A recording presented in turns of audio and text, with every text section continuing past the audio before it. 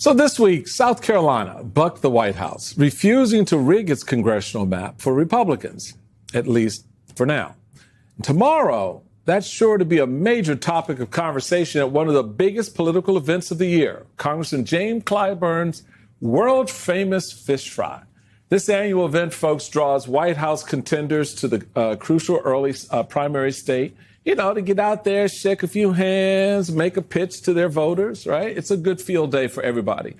So today, our colleague Eugene Daniels spoke to Congressman Clyburn, and Eugene joins us now from Columbia, South Carolina. He's the co-host of The Weekend, MS Now senior Washington correspondent, and co-host of the MS Now podcast, Clock It. He is the man who's got the plan and the conversation. Eugene, tell us about the conversation with Clyburn. It's quite a get, man, particularly given the news of the week.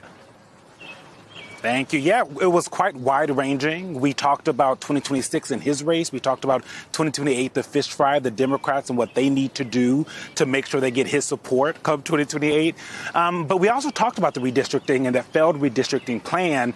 And most importantly, I wanted to know what the plan was to make sure this map doesn't come back. Listen to what he said. I don't think you're going to stop the map from coming back, and I don't know that we should. I think we need to take the Supreme Court decision, make sure that we participate in this process. Look at all the tests that have been there over the years for redistricting and show why it is a 45% African-American district is much less egregious than a 75% white district. And that's what you've got here. And I think that if we show that the politics are one thing and the adverse racial stuff is another, we might be able to survive the test. And you think Republicans are going to be on board with that? I've talked to some who I know will be on board with that. So that tells you he is going to be going back to his old job, kind of whipping folks into action here, talking to Republicans to see what they can do. But also what was really interesting talking to him and just being in South Carolina is black voters themselves are coming out in droves to show that they're going to be very upset if this map comes back. We'll keep watching. He was much more hopeful, I think, than a lot of people are. But the full interview will air later on this week. More coming. All right, Eugene Daniels. Hey, I'm just wondering if any Republicans going to show up at that fish fry. That's what I want to know. You can catch more of Eugene's interviews throughout the day tomorrow on MS Now, and also on his regular gig, The Weekend, airing Saturday and Sunday from 7 to 10 a.m. Eastern. I joke about Republicans, showing up at the fish fry.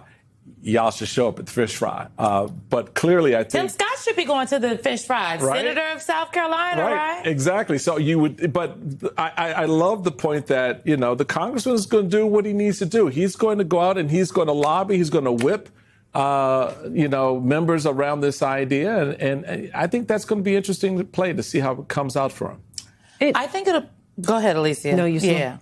Well, I think it's interesting, but in my conversations with state senators and state reps in South Carolina, they believe not only are their colleagues, their Republican colleagues, going to circle back on this particular map for the congressional seats, that they have also been on the record saying that they're going to also do this for the state legislative seats. And frankly, that's a play that's happening all across the country. So this year we're talking about the congressional seats, but it's state legislatures. America's policy is made there, but also they have a lot of sway over the bills and elections. Harry Enton is here to tell us something we don't know. Like, who's going to pay that? No, just kidding. I was going to say that I can't afford that ticket. So $60 million they're putting into this. Yeah. And expecting or anticipating to lose $30 million? I mean, how big is UFC now? I mean, UFC is huge now. One way to put it into some perspective for you, right, is how many people tuned into the initial event on Paramount Plus. It was 5 million people who tuned in. To give you an idea, so far in the NHL playoffs this year, from rounds 1 and 2,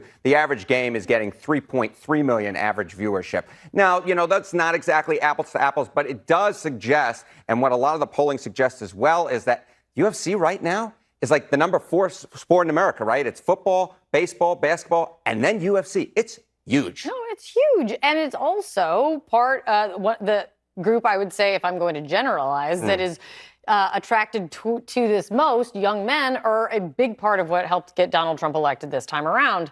How is he doing with them right now? Yeah, okay. So, as you mentioned, you look at the polling, you see that, the younger fans, it tends to be younger folks, younger men specifically, who are the big fans of UFC. And Donald Trump, of course, put in a historic performance with them back in the 2024 election for a Republican candidate for president. He actually won them. He won men under the age of 30 by a point. Look at his net approval rating now, though, with them. Oh, my goodness gracious.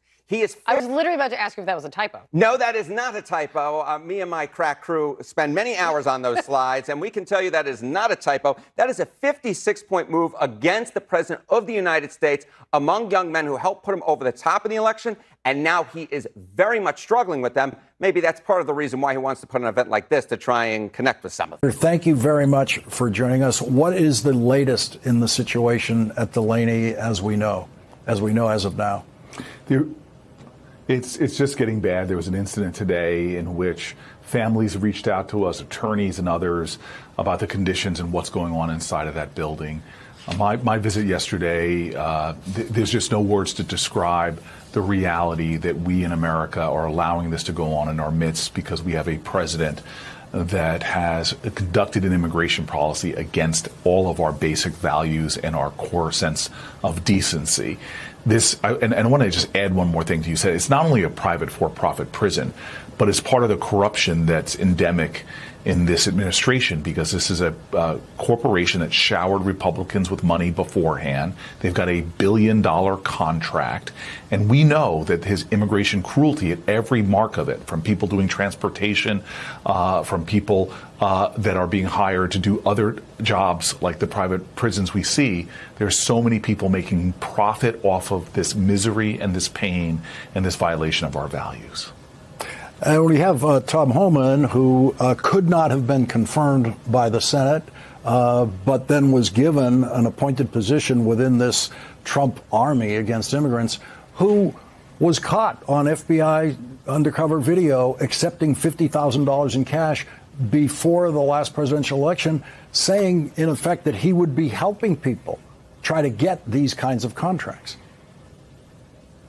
Again, this is one of the reasons why we have to win in November, so that we could actually start looking at this myriad of no-bid contracts, all the ways. And I think we're only seeing a tip of an iceberg right now, which is terrifying because there's graft and corruption going on everywhere. It's not just smash and grab slush funds. It's not just trading stocks on insider information or the foreign policy decisions the president's making.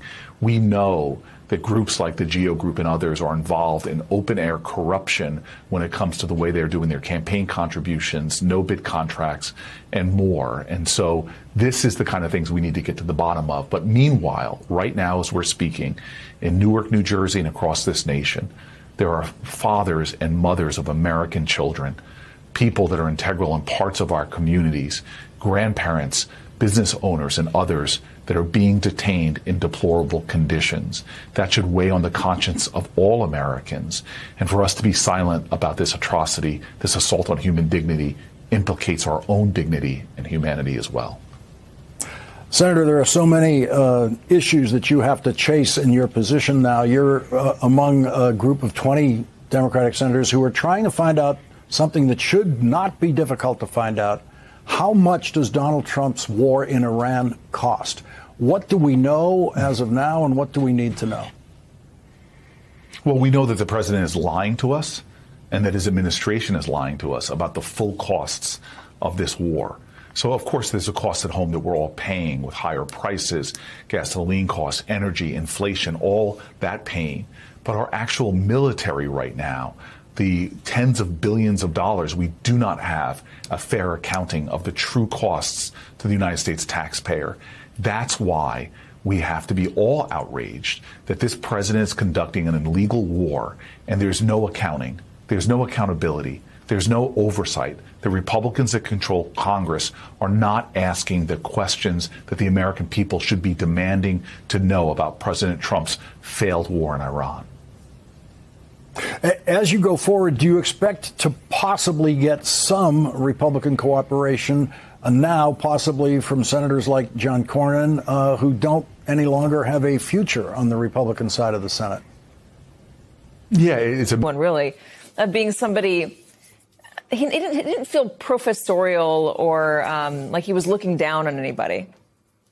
No, because he had that grandpa effect, that loving but stern grandpa effect. And it was his authenticity. And that is why he won younger voters overwhelmingly, even, much more even beyond his own generation, because younger people across the spectrum saw in Senator Bernie Sanders' vision a hope for themselves. And that is probably why this president and Republicans are losing to those men, whether they are Black or white or Hispanic, as Peter was pointing out, is because they don't see a future for themselves. And so even if we expand that, Katie, to everybody, no matter what generation they rocking with right now, people want to know that they have a future, and young people are feeling more and more and more as though their future is slipping away. And it's not just a feeling. I mean, we see the numbers with that generations, certain generations can't expect to live as. South Carolina was supposed to obey Trump.